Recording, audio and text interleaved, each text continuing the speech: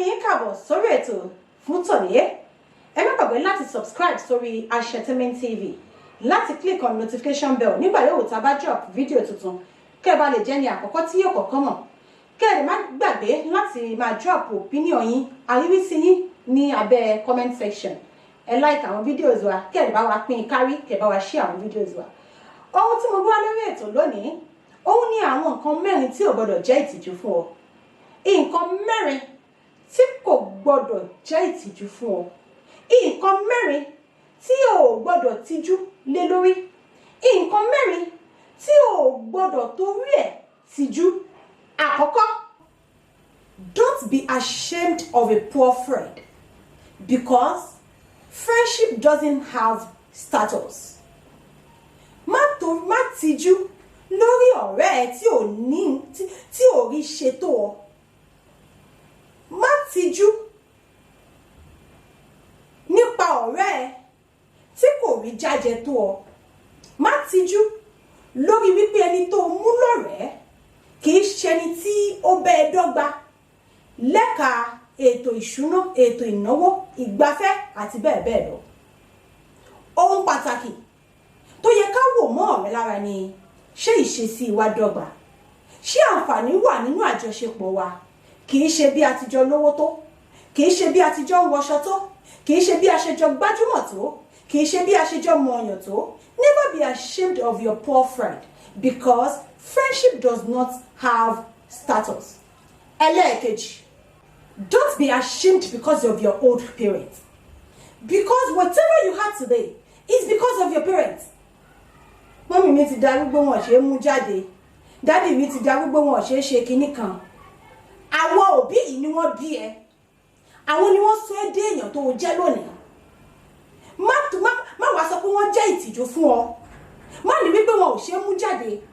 Fi wọ́n yangàn níbi yòówù tó bá ti yẹ kéèyàn fi òbí yangàn. Ẹlẹ́ẹ̀kẹta, don't be ashamed in a simple life because success cannot be measured in appearance. Ìgbésí ayé ìrọ̀rùn tó ń gbé yẹn bàjẹ́ kó tiẹ̀ ní lójú. Ìgbésí ayé mo lè ra góòlù, àmọ́ nítorí mo ní ohun tí mò ń lé, mi ò ní rà á, èyí ra pàǹdà kí n lè fowó góòlù, kí n lè fi ra property, kí n fi ra ohun ìní, bàjẹ́ kó tiẹ̀ lójú. The simplicity in your life, don't be ashamed of it. Mo lówó tí mo lè fi wọ first class, àmọ́ òun mi kí n kọ̀ wọ economy. Má jẹ́ kó tiẹ̀ lójú pé wọ economy. Don't be ashamed to live your simple life. Success cannot be measured by appearance. Àwọn olówó yìí ò tiẹ̀ ń sábà, ẹ bá ní wọn sábà wà sórí wà sọ́run wà sápá.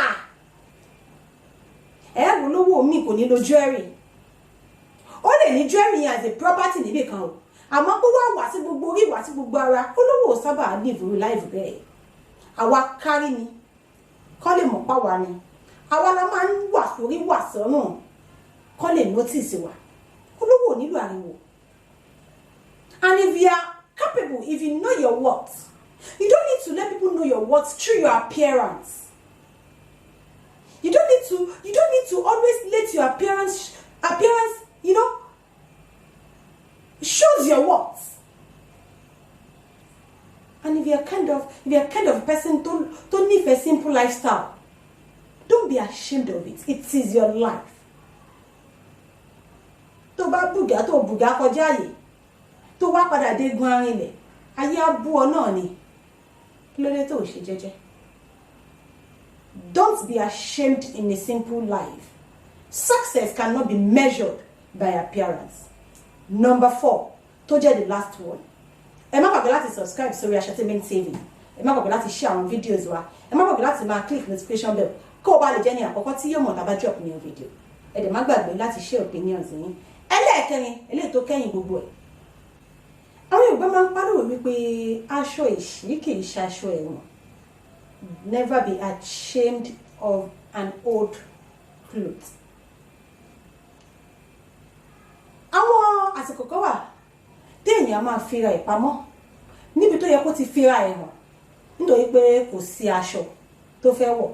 Aṣọ sì wà o, àmọ́ kò rí aṣọ tuntun. ti mú kí ọ̀pọ̀lọpọ̀ kí wọ́n sọ àǹfààní nù. Àǹfààní bàǹtàbàǹtà Yorùbá náà ló sì padà wípé a kì í rí ẹ̀fọ́ ta lẹ́ẹ̀mejì. Never be ashamed of an old cloth. Kí ṣe aṣọ ẹ̀wọ̀n náà? Tó o bá rí aṣọ wọ̀, tó o rí aṣọ tuntun wọ̀, ẹ jẹ́ kí n lo gbólóhùn yẹn. Kò túmọ̀ sí pé o ò lè ṣàfihàn ara ẹ̀. Níwọ̀n ìgbà táṣọ tó o níyẹn bá ti ń mọ́, tó o ti ń fọ̀, tó o ti ń mọ́, àbùṣe mà ti bùṣe. Àwọn nǹkan mẹ́rin lára àwọn nǹkan téèyàn gbọ́dọ̀ ti dúró lórí lélẹ́yìí. Má wàá gbàgbé wípé ó máa ń da kéèyàn dákẹ́ kó lè bá àwọn èèyàn lẹ́rù ju kéèyàn kọ́kọ́ máa sọ̀rọ̀ lọ. When you are always keeping quiet, it scares people because they don't know what is in your mind. But when you talk alone, you remove that doubt in them. Àsìkò tó bá yẹ kéèyàn dákẹ́, kéèyàn dákẹ́. Kéèyàn má kọ̀ jóye ẹni tó sábà máa ń sọ sílẹ̀, sọ sí tọ̀hún, sọ sílẹ̀, sọ sí tọ̀hún, eléyìí gbọ́dọ̀ kọjá sọ sí, eléyìí gbọ́dọ̀ kọjá sọ sí, eléyìí gbọ́dọ̀ kọjá sọ sí. At some particular point in people's lives, you need to be keeping quiet. Láti fi ra ọ̀nà fúnra ẹ̀. Yálà láàrin àwùjọ àwọn ọmọdé, láàrin àwùjọ àwọn àgbà, ó ní àsìkò téèyàn gbọ́dọ̀ máa dákẹ́. Àwọn nǹkan tí mo sọ lórí ètò lónìí, wọ́n pín yẹlẹyẹlẹbọ nítorí àkókò. Ẹ ti mọ̀ pé ìṣẹ́jú péréte la máa fi ṣètò yìí. Àmọ́ mo mọ̀ wípé ọ̀kọ̀ọ̀kan àwọn ohun tí a gbé yẹ̀wò lónìí ó ti di odindin sí ọkàn ẹ̀yin ọ̀jọ̀gbọ́n tẹ̀ ń gbé tò yìí.